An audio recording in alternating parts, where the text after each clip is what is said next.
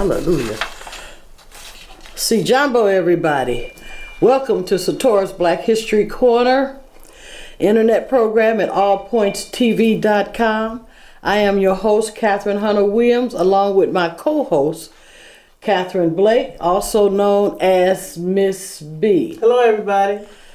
Been a beautiful day. Amen. Last few days as far as the weather is concerned. But it'd be so cold over in the nighttime. We can't complain. Thank you, John. Thank you. Okay. So all that noise is gonna be on the tape. Anyway, let's move forward. Or as some people have told me, no, don't say not moving forward. And I said, okay, but Jesus said, Paul says, press toward the mark. Mm-hmm. Isn't that going forward? Mm-hmm. Thank you. Some people, I don't know, sometimes I say something and they just gotta say, no, don't go forward. Don't say go forward. Why not go forward? Why not? You know, you don't, to me, you're not getting stuck. But they said that you would get, you know, when you say you're moving forward, you can get stuck over this way, you can get stuck over that way. And I said, how when you're moving forward? So I just shut up. Okay, press towards the mark.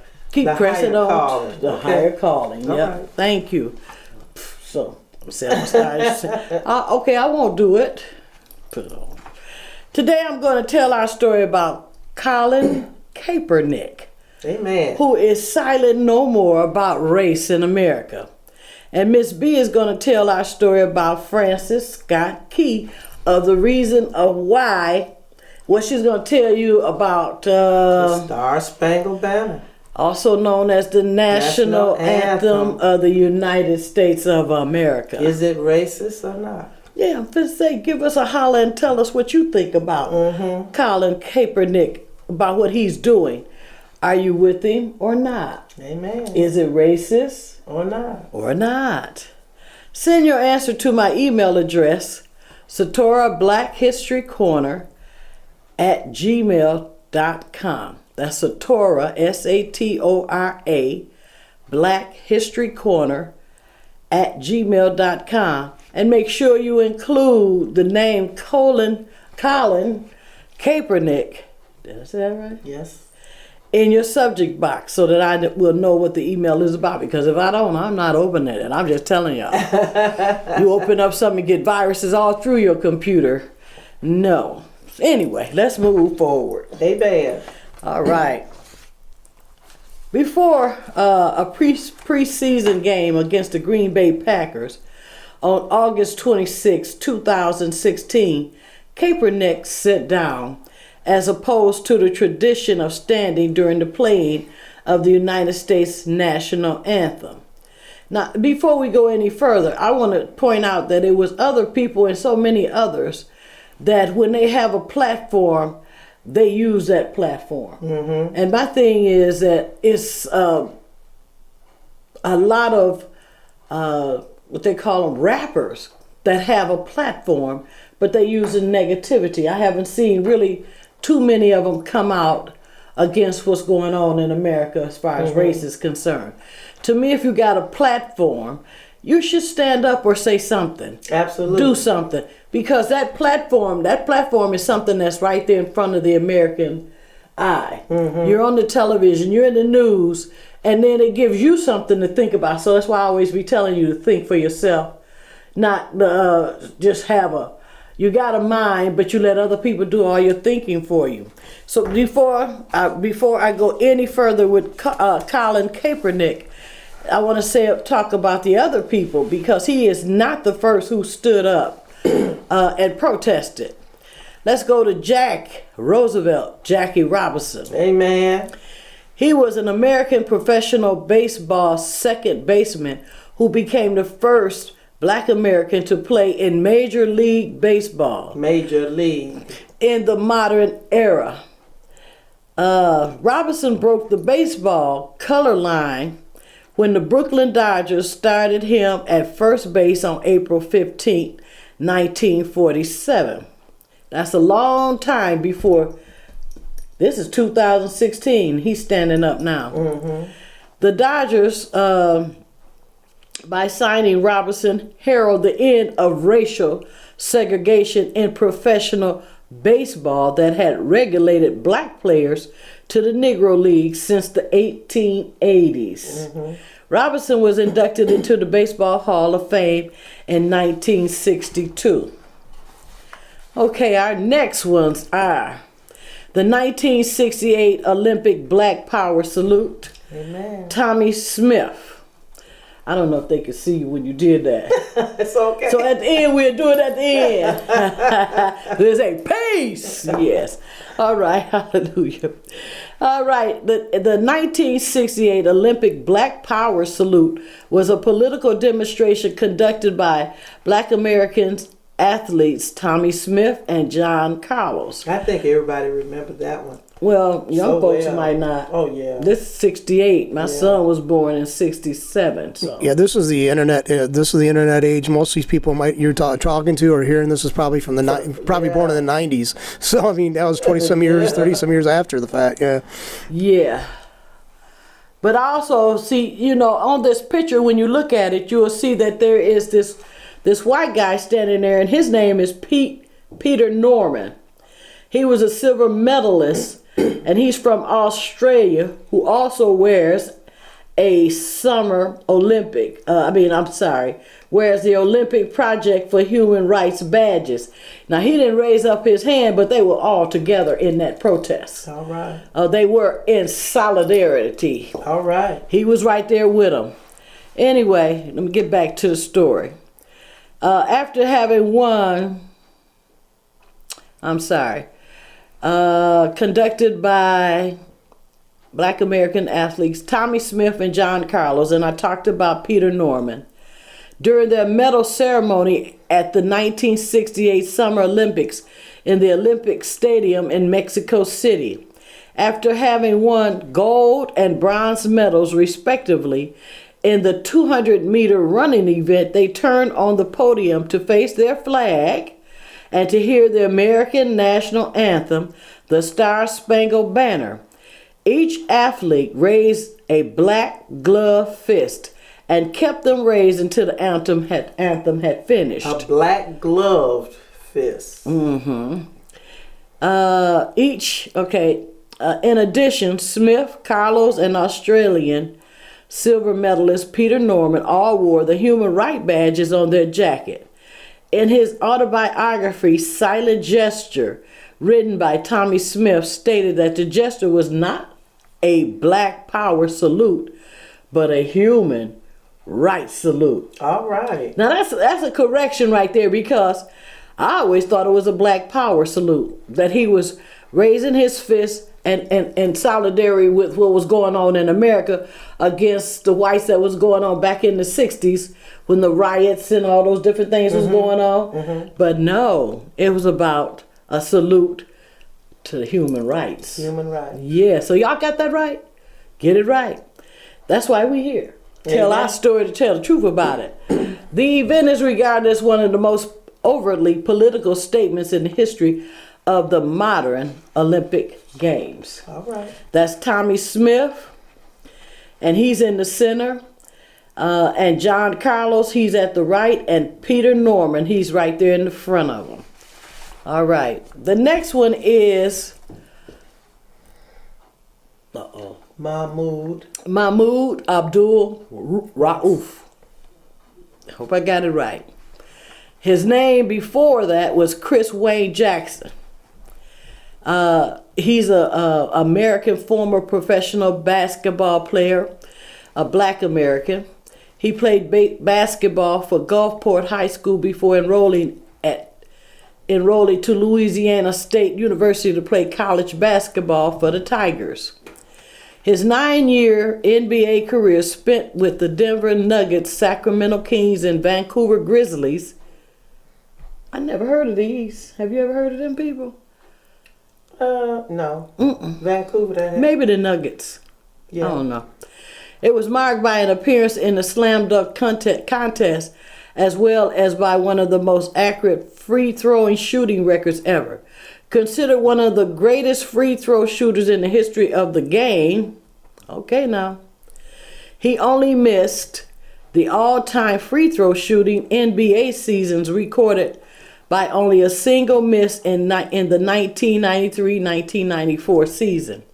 He sparked controversy for refusing to stand for the national anthem and calling the flag of the United States a symbol of oppression.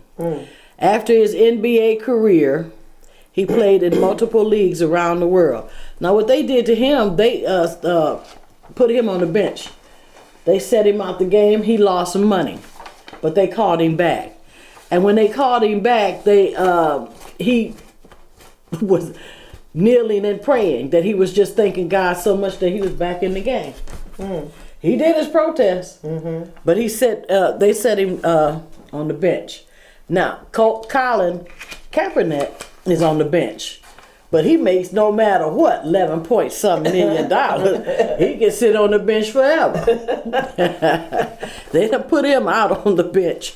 It's so funny to me. I said, well, shoot, he can make what he wanna, but what they doing is stopping his protests. They stopping it slowly but surely, but it's picking up. It was picking up when he started it, and he's getting people to pick it up with him. He has donated $1 million to the cause. Okay. Already. Colin Rand Kaepernick was born November 3rd, 1987, and he is an American football quarterback for the San Francisco 49ers of the National Football League. He played college football at Nevada and was drafted by the 49ers in the second round of the 2011 NFL Draft at Nevada. He twice was named the Western Athletic Offensive Player of the Year, and he was the most valuable player of the 2008 Humanitarian Bowl. Man, words, sometimes a word will get stuck, and I have to say, ooh, okay. All right, let's move up a little closer to the date. Before a preseason game, which I had read to you earlier, against the Green Bay Packers on August 26, 2016, Kaepernick sat down as opposed to the tradition of standing during the playing of the United States national anthem. During a post-game interview, he explained his position, stating, "I'm not going to stand up to show pride in a flag for a country that oppresses black people and people of color. To me, this is bigger than football, and it would be selfish on my part to look the other way." He got a platform. He can get up and say that. Referencing a series, there are bodies in the street and people getting paid leave and getting away with murder. Referencing a series of events that led to the Black Lives Matter movement, and adding that and that's who he gave the $1 million to, and adding that he would continue to protest until he feels like the American flag represents what's supposed to represent. Freedom. Yes. It's so funny to me. A lot of times people think this is what's happening in these murders and these shooting and this police brutality that is happening just started happening. It's been going on for centuries, y'all. Not just years, centuries. The only thing new that's going on is the cameras. Do you think the cops should actually start changing their behavior, realizing that everybody has got a camera in their pocket, essentially, and you think they'd start, altering their behavior? But it has been going on for, at least 50 years that I know. I say since the first African stepped off the boat. Well, back then, I don't know if they had police forces to deal with. They had sheriffs and all that kind of stuff. Well, sheriffs maybe, but police forces is a different thing, especially in the urban setting. But it's still, it's going on. I've been harassed by the cops and threatened by them for no reason and stuff. Fortunately, I didn't get beat down by them, but, the threat was there. It really was. Vigilante. I think some of them have, they don't care who you are. If you're white, what ethnic group you're from, if you're black, it does not matter to them. Some of them are just straight up bullies, I think it's just the type of person becomes a cop. They're attracted to that job for a certain reason. And that's what you got to find, that you got to have a certain amount of aggression in it, but you also got to moderate that with ability to say, I'm going to have to maintain the law. But you have to have aggression. You do. You have to have somebody who can be a jerk. You got to have somebody who's got testosterone going through them. I'm sorry. But You know, I don't necessarily, female or male, both sexes have testosterone in it. But these cops now are just, I mean, they should be like dawn. Wow. They should dawn on them. Everybody's got a camera on. Everybody got a camera, and then when they shoot it, they post it and it goes viral. But some of them, to me, John, is just, they talk to people like they're a child. Yeah. Like when you got stopped or whatever, did they talk to you like a child or did they talk to you like a man? Well, I've been called all kinds of names by him. I've been had one threatened to split my head open with with his nightstick. I was already in cuffs. I didn't do anything wrong, and it was because somebody had broke into a building down the road for where they saw me, and I submitted a pat down. I took my jacket off, handed to them. They went through the pockets. They had me in cuffs, and I just asked very politely, "May I ask what this is about?" And this other cop pulled his nightstick out screaming, he's going to lay my effing head open, split my effing head open. All I asked was what was going on. I was watching Rise, it's called Rise, the legacy of Nat Turner on the, what is it, National Geographic Channel? Or PBS. No, it was National Geographic. And it was this young boy, 17, his name is Darren. And he said from the age of 13 years old, he had been stopped by the police 100 times. He said when they do that to them, it takes away, as far as him being a young boy, they'll probably do it to all of them. Maybe, I'm not going to say. Some people flop it off and it don't bother them. But he said they took everything out of his pockets, all his book bag, they laid everything out, he said, and they was just hollering at him and talking to him in such a negative way. You know, and if we would ask, what did I do, sir? Is something wrong, sir? Then they would call him all kind of names and stuff. And he said, what happened is it just took my dignity away from me. It hurted him so deeply. He's traumatized to this day. But see, I tell people, they always say, I hate when people say you got to respect the cops. No, you got to comply with the cops. Respect is a personal thing, okay? So I really hate when people say respect the cops. No, these guys can be total dripping morons. I'm not going to respect them. They can. I'm going to say follow their directions, and then afterwards I'm going to go home and beat the hell out of a punching bag because I don't really like dealing with those people. But luckily, like I said, it wasn't intense like, beat downs that I've seen, I heard about. But I had a friend who was pulled over one time back, and he was a white guy, pulled over in the 70s. The cop didn't think he should have the car he had, and he was out on a country road, and the guy took out his nightstick, and he was already in cuffs, and beat the hell out of him. He was white? Yeah, he was white, and he got beat up by a white cop. Now, this was back in the late 70s, early 80s. This is about 79, 78, something like that, yeah. That happened to one of my friends from the west side of the city, man. He was a great guy, affable, friendly. He wouldn't hurt a fly, and this cop just beat him to pummel him for no reason. I had a racial profiling, they act like that's new. But in 1978, I had a brand new Lincoln. And at that time, I was working in the factory, and I could afford a Lincoln. But I would get stopped by the police all the time. How you got this car? Where you get this car from? That kind of stuff. And I have had them both sides, front and back of me, with this car, with a Lincoln, just driving a Lincoln. So it's so much that have happened, and it's still happening, and it's not, like I say, new. The only thing new is the cameras. That's the only thing new. Okay, let's get back here to Colin Kaepernick. In the 49ers' final 2016 preseason game on September 1st, oh my goodness, 2016, Kaepernick opted to kneel during the United States national anthem rather than sit as he did in his previous games. He explained his decision to switch was an attempt to show more respect to former and current U.S. military members while still protesting the anthem after having a conversation with former NFL player and U.S. military veteran Nate Boyer. Kaepernick received both public backlash and support for his protest. And he got a lot of people that's standing with him, and high school students and different things. But now he does. He didn't in the beginning. Okay. He do now though, cause you got to stick with stuff. You can't just back off because they showed a lot of people that were burning his jerseys on the news, talking about him like a dog.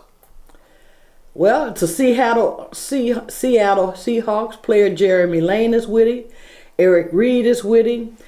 They did not stand for the anthem during this final preseason game the same day, stating, "It's something I plan to keep on doing until justice is being served." A number of U.S. military veterans voiced support using the social media hashtag Veterans for Kaepernick. Kaepernick. Thank you, Catherine.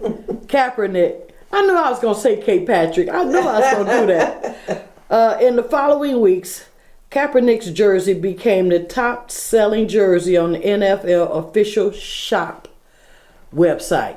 Now, there's a book out here, and I don't know if y'all are aware of it. It's called $40 Million Slaves: The Rise, Fall, and Redemption of the Black Athletes by William C. Roden. Wow. If you can, get that book.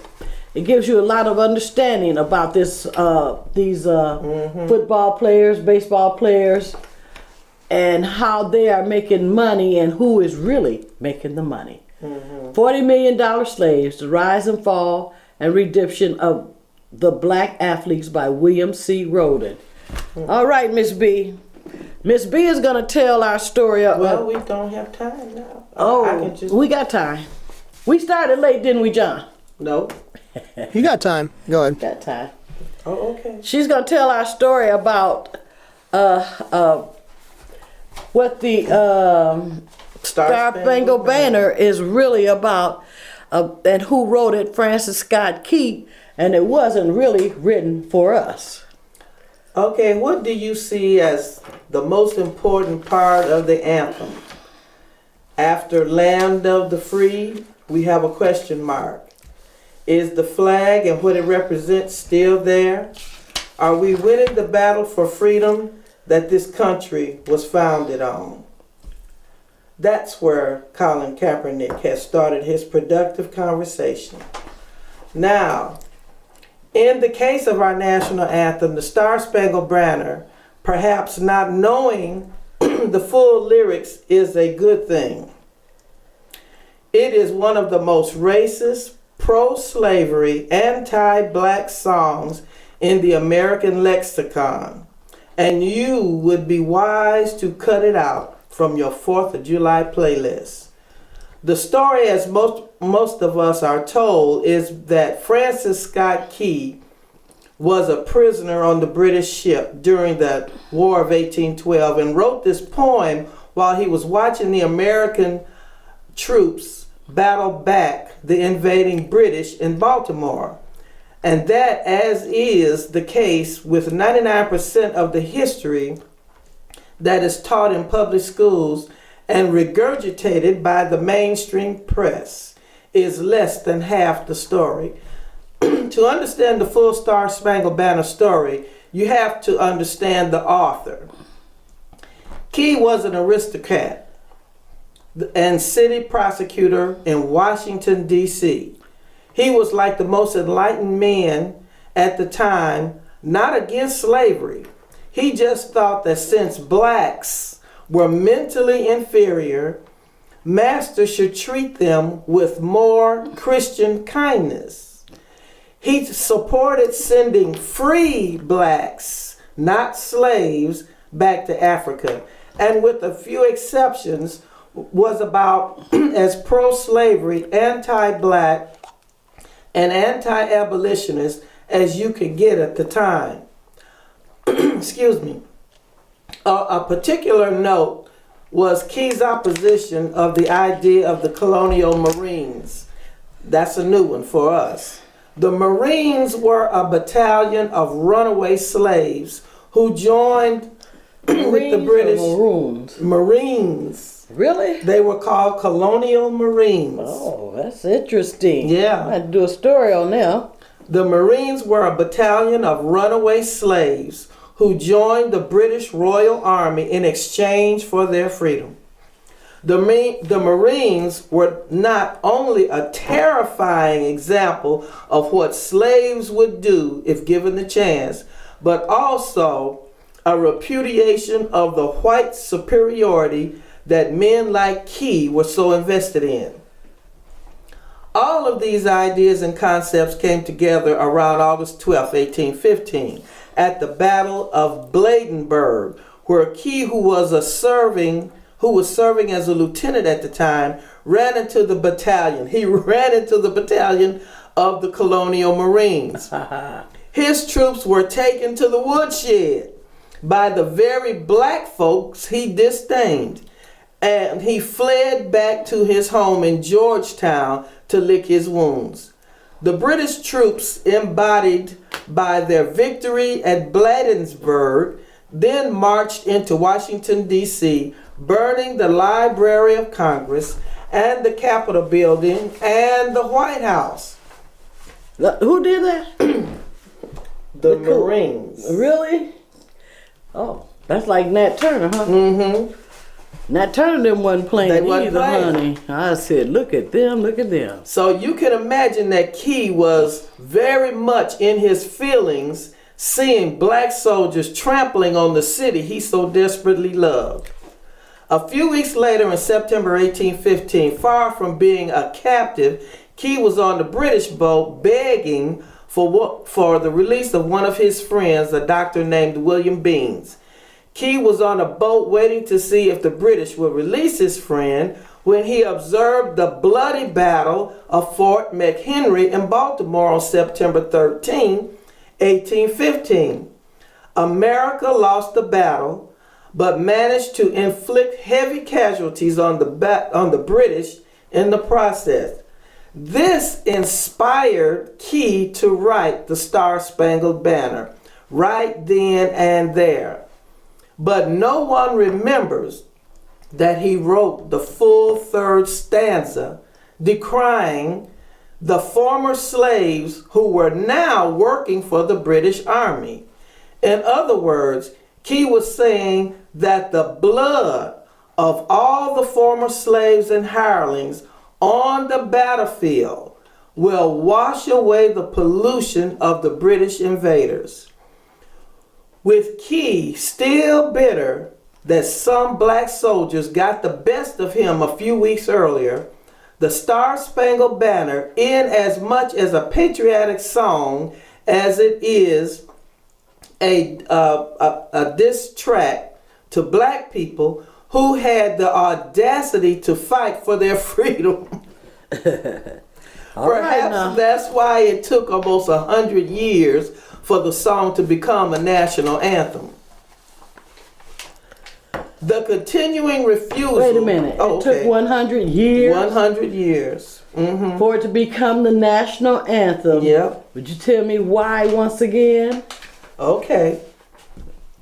The patriotic... Because black people... Because he got kicked. He got his butt kicked. Okay. Yes, he that was a bad That's situation. Francis Scott Key. Yes. The guy who wrote the Star Spangled Banner. Absolutely. Okay, he got his butt kicked and took 100 years for it to actually become the national anthem. Okay, who made it the national anthem? Who gave the permission to do it? Well, the reference to the slaves is about the use and in some sense a manipulation of black Americans to fight for the British with the promise of freedom. And, let's see, it was their blood that, okay, I don't think that people were afraid of offending African Americans, but also offending the British.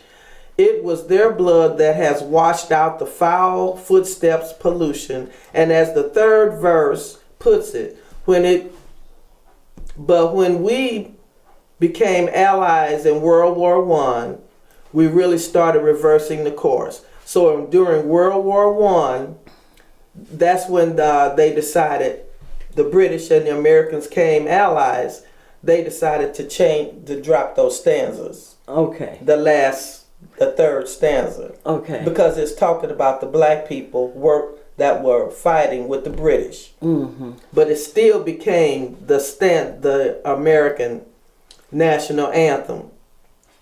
It doesn't say when. And here it is. Who gave permission for it?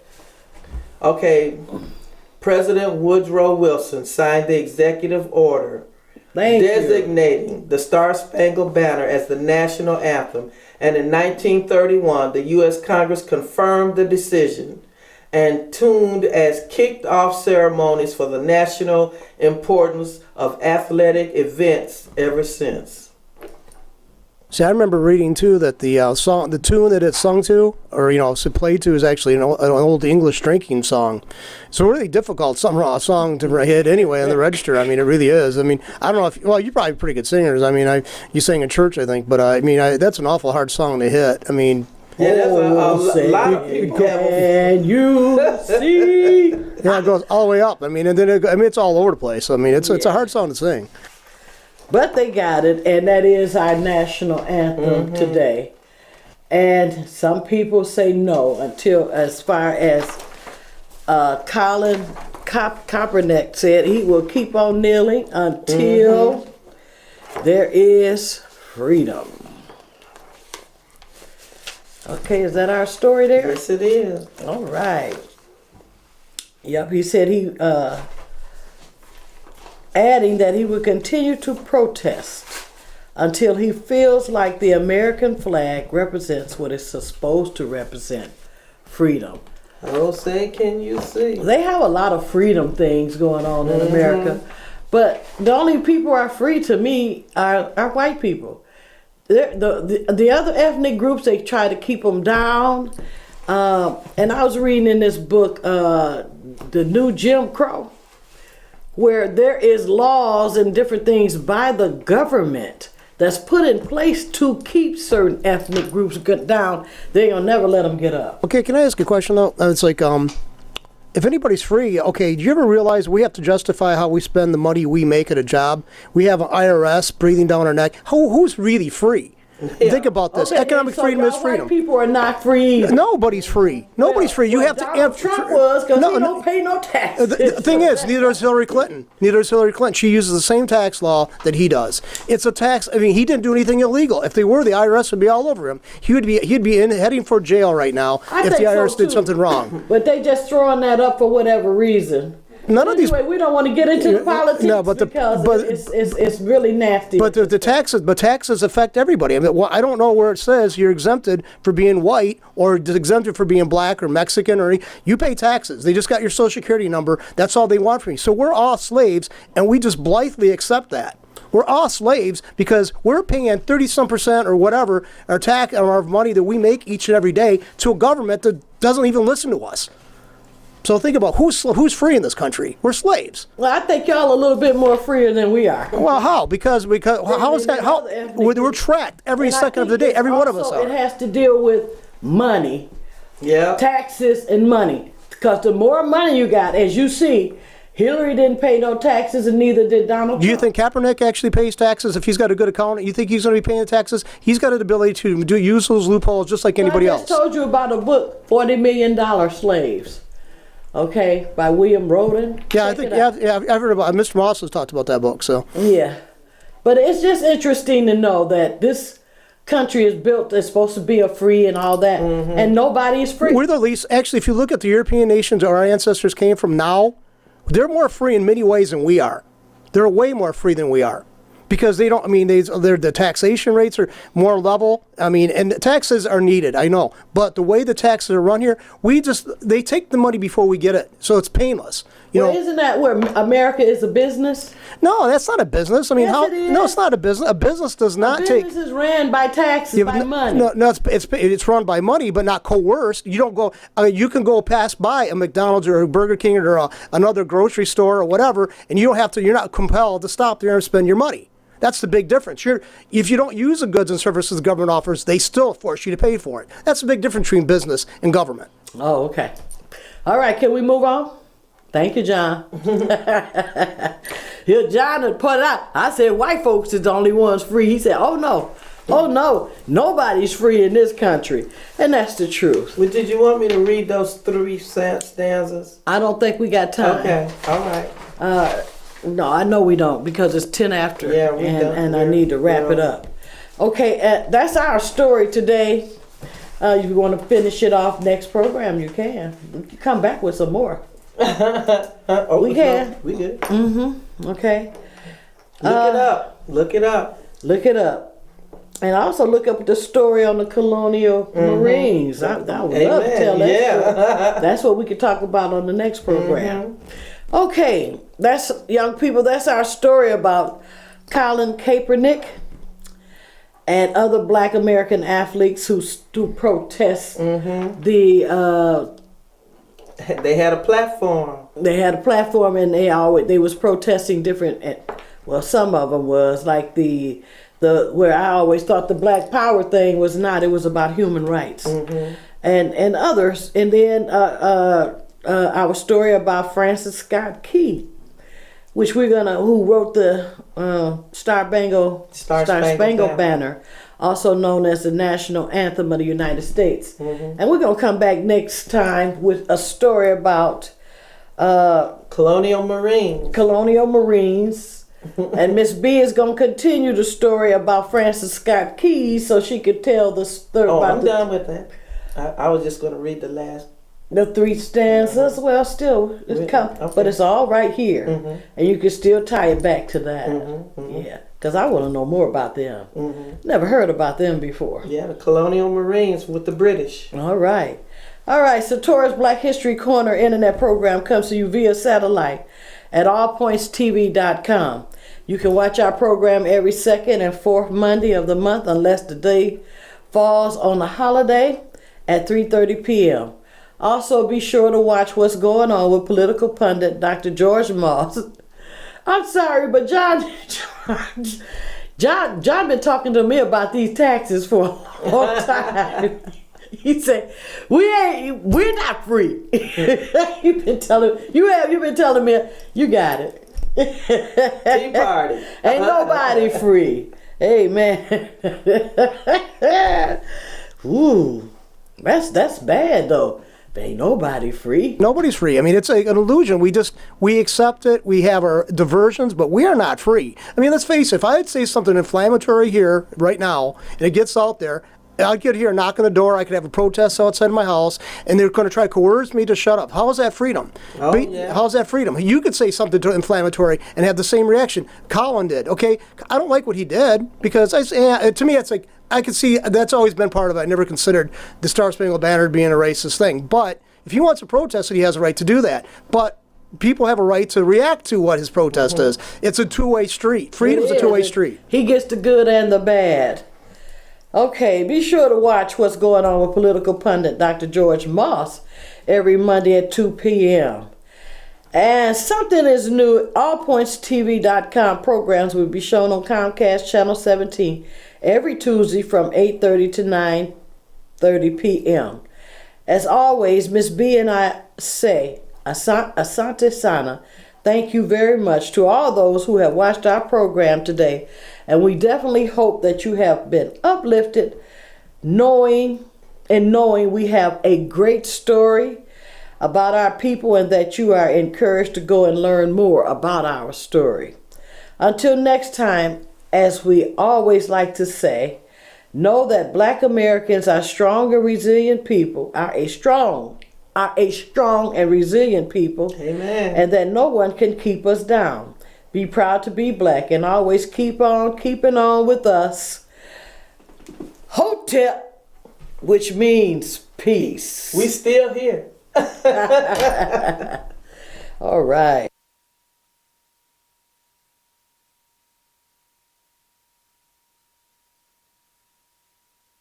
More information.